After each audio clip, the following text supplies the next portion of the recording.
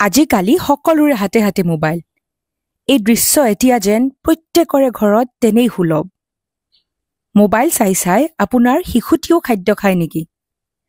আপোনাৰ শিশুটিক আপুনি মোবাইল দি ব্যস্ত কৰি ৰাখে নেকি? আজিকালি বেছিভাগ অভিভাৱকে শিশুক মোবাইল দি ব্যস্ত কৰি ৰখা পৰিলক্ষিত হয়।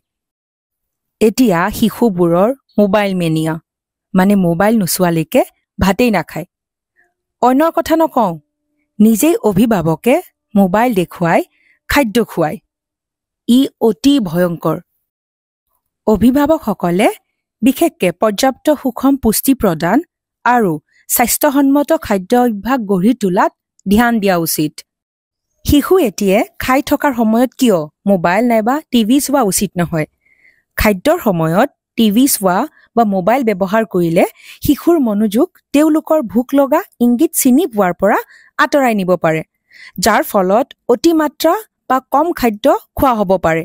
ইয়াৰ পৰিণতি হিচাপে মেদবহুলতা নাইবা পুষ্টিৰ ভাৰসাম্যহীনতাৰ সম্ভাৱনা বৃদ্ধি পায়। বহু ক্ষেত্ৰত দেখা যায় শিশুটিয়ে খাদ্য চোবাবলৈ পাহৰি যায়, গিলি পেলায়, যিহেতু শিশুটিৰ মনোযোগ পৰ্দাৰ ফালে থাকে। প্ৰায়ে দেখা যায় শিশুটিৰ পেট ভৰাবলৈ অভিভাৱকে সকলোবোৰ খাদ্যবস্তু মিহলাই গুৰি কৰি দিয়ে আৰু শিশুটিয়ে সেয়া গিলি থৈ দিয়ে।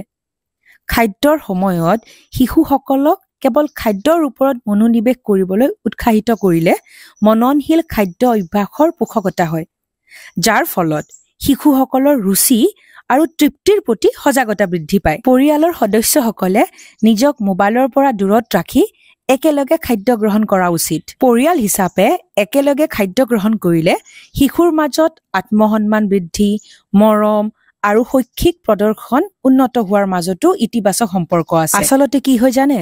মোবাইল নাইবা টিভিটোৱে সংবেদনশীল অভিজ্ঞতাক সীমিত কৰি ৰাখে।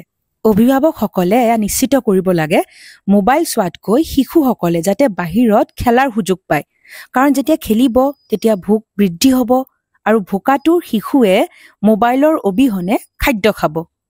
অভিভাৱক হিচাপে আপোনাৰ ভূমিকা হ'ল শিশুসকলৰ খেলা-ধূলা, স্বাস্থ্যসন্মত জীৱনশৈলী আৰু সুষম খাদ্যৰ জৰিয়তে তেওঁলোকৰ প্ৰয়োজনীয়তাৰ প্ৰতি সচেতন হোৱাটো।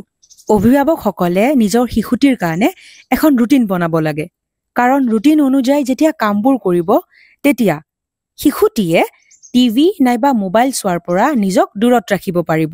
আপোনাৰ শিশুটিৰ লগত কথোপকথন আৰম্ভ কৰক, শিশুৰ সামাজিক আৰু আৱেগিক বিকাশ উন্নত কৰক।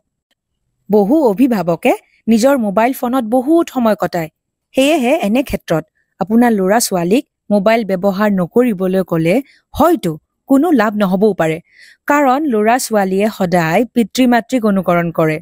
সেইবাবে আপোনাৰ মোবাইল ফোনৰ ব্যৱহাৰ সীমিত কৰি আপোনাৰ সন্তানৰ বাবে এটা ভাল আদৰ্শ হওক।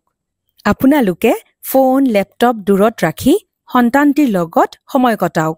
সন্তানক দেখুৱাওক পৰিয়ালৰ লগত সময় কিমান গুৰুত্বপূৰ্ণ।